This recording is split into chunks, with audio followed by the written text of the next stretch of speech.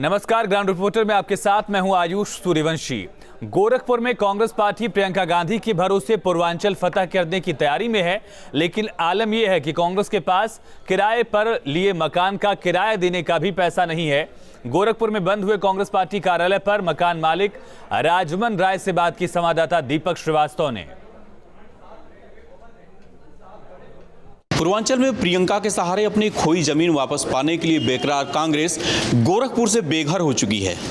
गोरखपुर पे जिस जगह कांग्रेस पार्टी का कार्यालय था, आज उस कार्यालय को जो इस मकान के मालिक हैं उन्होंने उसमें ताला जड़ दिया है। राजमन जी, ये बताइए, जब आपके पास आए थे ये लोग, कौन आपके पास किराए के लिए आया था और क्या आपसे वादा किया गया था? आज तक हमको एक पैसा नहीं मिला है। जब मैं किराए की बात करता हूँ, बस बात हो गई है प्रियंका जी से। अध्यक्ष जी आ रहे हैं, अध्यक्ष जी से जो प्रांतीय अध्यक्ष अजय लल्लू हैं, उनसे भी मेरी 2 बार बात हो चुकी है। उन्होंने क्या कहा? बस ऐसा हो जा रहा है, बहुत जल्दी अब किराया मिल जाएगा, ये हाल है? अब हमको कोर्ट जाना पड़ेगा किराए के लिए। जाऊंगा, नंगा करके रख दूंगा, हमारा किराया नहीं मिला था। अरे भैया, मैं हर 15 दिन पर कहते थे। बस प्रियंका जी से बात हो गई है, जल्दी आपके खाते में पैसा आ जा रहा है।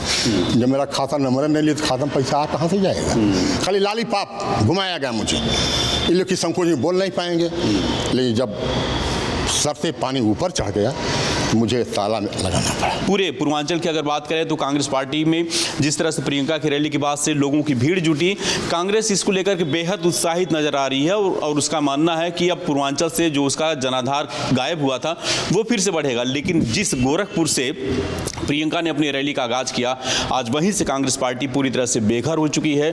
लगभग 5 लाख रुपया किराया का कांग्रेस पार्टी के पास इतना बजट नहीं है कि जो मकान मालिक हैं उनको दे सके। और अब जो मकान मालिक हैं यहाँ के, उन्होंने सीधे तौर पे कांग्रेस पार्टी के पदाधिकारियों को और जो दूसरे लोग इनके पास आए थे उनको आगाह किया कि किराया अगर नहीं मिला तो ये कोर्ट तक जाएंगे और कांग्रेस पार्टी के साथ साथ जो दूसरे पदाधिकारी हैं उनको भी कोर्ट में घसीटेंगे, लेकिन अपना किराया वसूल करके रहेंगे। वीडियो जर्नलिस्ट प्रतिबल के साथ दीपक श्रीवास्तव, न्यूज स्टेट, गोरखपुर। और एक तरफ जहां कोरोना की वैक्सीन को लेकर भारत सरकार 100 करोड़ वैक्सीन लगाने का लक्ष्य पूरा कर चुकी है, वहीं आगरा का एक क्षेत्र ऐसा भी है जहां आज भी लोगों के मन में वैक्सीन को लेकर भ्रम की स्थिति है। ज्यादा जानकारी दे रहे हैं संवाददाता विनीत दुबे। देखिए, अगर आपको कोरोना से बचना है तो वैक्सीन बेहद जरूरी है और वैक्सीन ही एक ऐसा उपाय है जो आपको कोरोना से बचा सकती है। सरकार इस बात के लिए लगातार प्रचार प्रसार भी कर रही है और हर कैंप पर, चाहे वो सरकारी अस्पताल हो, प्राइवेट कैंप हो, वहाँ पर वैक्सीन लगाई जा रही है और यही वजह है कि 100 करोड़ का लक्ष्य सरकार ने पूरा कर लिया। लेकिन अभी भी कई ऐसे क्षेत्र हैं जहाँ लोगों को वैक्सीन पर विश्वास नहीं है। हम इस समय ग्राउंड जीरो पर मौजूद हैं। आगरा के इस समय हम शहीद नगर में मौजूद हैं और यहाँ पर एक विशेष समुदाय के लोग रहते हैं। हम इन लोगों से जानने की कोशिश करेंगे कि आखिर इन्होंने वैक्सीन लगवाई या नहीं लगवाई। वैक्सीन को लेकर तमाम सरकार प्रचार प्रसार कर रही है। वैक्सीन आपने लगवा ली? वैक्सीन हमने नहीं लगवाई और ना वैक्सीन लगवाने का कोई फ़ायदा है। हम लोग इस पर विश्वास नहीं रखते क्योंकि ये कोई ऐसी चीज़ नहीं है जिससे इसको बेनिफिट मिले। लोगों ने जिन्होंने लगवाया उनको भी कोई बेनिफिट नहीं हुआ और मुसलमान इस पर ज़्यादा यकीन रखता नहीं है वैक्सीन पर। लगवाई साहब हमने भी वैक्सीन, हमें अल्लाह भरोसा है, हमें इसको नहीं लगवाएंगे। आपको अल्लाह पे भरोसा है? तो वैक्सीन को लेकर तो सरकार कहती है कि बिल्कुल आप वैक्सीन लगवा लेंगे तो आपको बीमारी छुएगी नहीं। कोई फायदा नहीं है वैक्सीन से, कोई फायदा नहीं है। हम बीमारी नहीं है तो वैक्सीन हमें बचाएगी और मौत आएगी तो मर ही जाएंगे। जो एक वैक्सीन की वजह है जो आज लोग नहीं लगवा रहा है इसको। आपने? हाँ, मैंने पहली डोज लगवाई इसको। आपने पहली डोज? कोई नुकसान नहीं है मुझे। तो दूसरी नहीं लगवाई? दूसरी लगवाऊंगा। दूसरी? अच्छा, दूसरी क्यों नहीं लगवाई आपने? अभी लगवाऊंगा, टाइम होता है इसका लगवाने का कुछ दिन में। तो यहाँ आप देख सकते हैं कि तमाम मिलीजुली प्रतिक्रियाएं यहाँ सामने आ रही हैं। प्रतिक्रिया जो सामने आई है उससे कहीं ना कहीं नतीजा यही सामने आता है कि लोगों के दिलों में अभी भी ऐसा वहम है कि वैक्सीन लगवाने से कहीं ना कहीं कोई बीमारी या कोई बड़ा संकट सामने आएगा। कुछ लोग कहते हैं कि जब खुदा सामने है, जब खुदा का आशीर्वाद है तो फिर वैक्सीन की डोज क्या काम करेगी।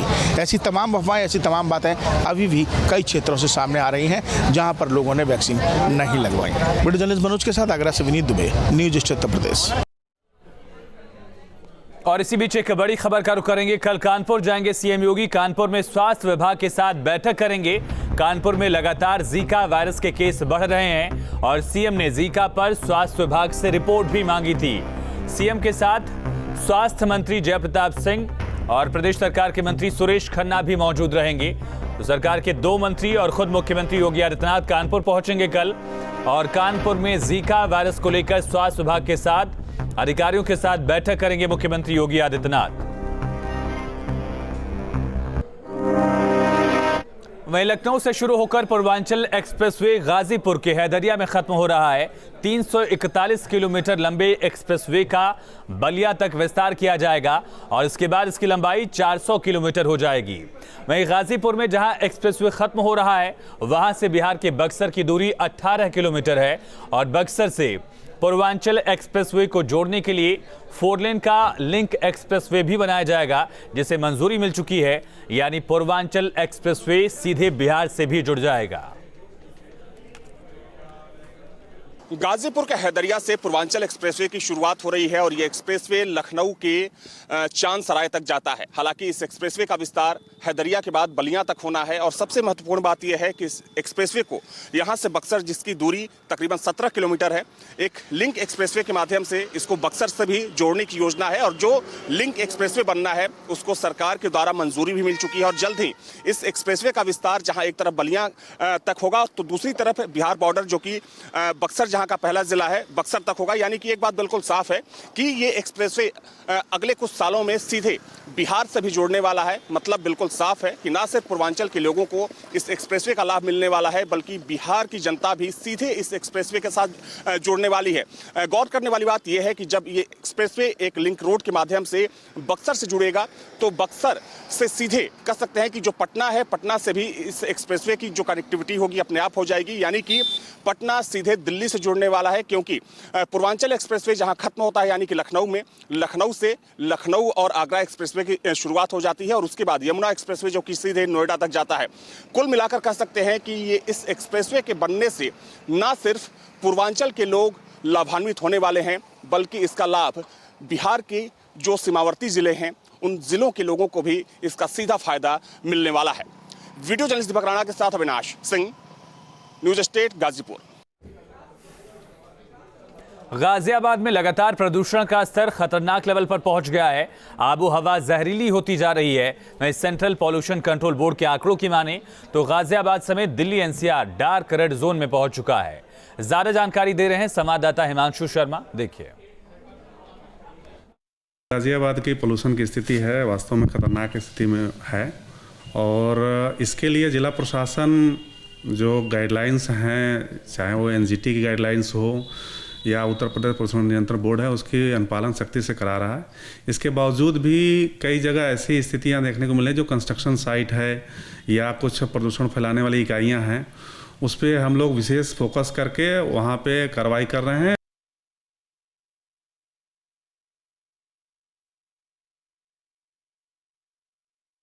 गाजियाबाद सहित दिल्ली एनसीआर की आबो हवा लगातार खराब होती जा रही है। इस समय हम गाजियाबाद में मौजूद हैं और तस्वीरें आप देखेंगे तो प्रदूषण की सफ़ेद धुंध की चादर दिल्ली एनसीआर में कुछ इस तरह दिखाई दे रही है। आप देख सकते हैं सफ़ेद धुंध की चादर पसरी हुई है जो कि सभी के लिए बेहद खतरनाक है। सेंट्रल पॉल्यूशन कंट्रोल बोर्ड के आंकड़ों की माने तो एनसीआर डार्क रेड जोन में शामिल है। गाजियाबाद का एयर क्वालिटी इंडेक्स लगभग 450 पर पहुँच गया है।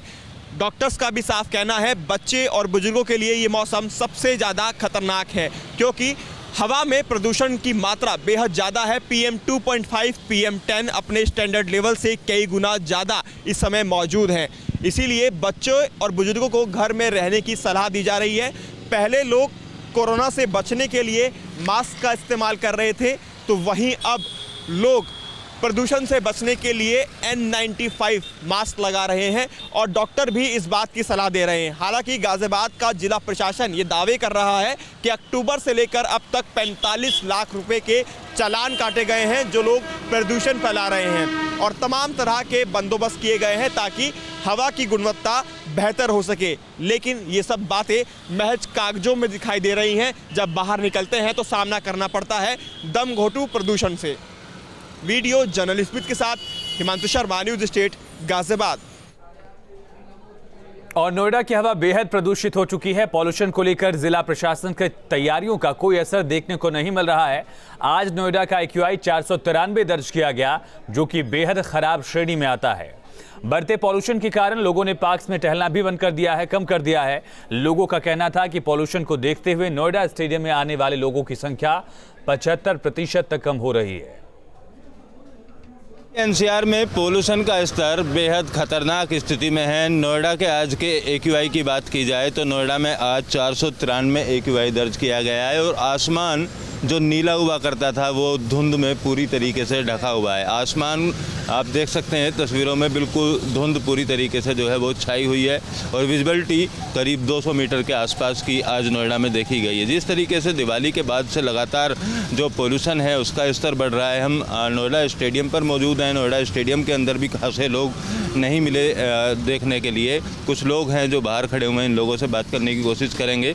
आप बताइए, जो पोल्यूशन है उस पोल्यूशन का किस तरीके से असर पड़ रहा है आप लोग? पहली बात तो आंखों में मिर्चें सी लग रही हैं बहुत ज़्यादा, और दूसरी बात अभी लोग बहुत कम घर से निकल रहे हैं। ये धुआं सा छाया हुआ है, इसकी वजह से लोग रनिंग करने के लिए बहुत कम आ रहे हैं, और जो लोग गाड़ी चलाते हैं तो आंखों में मिर्ची सी लगती हैं धुआं की वजह से।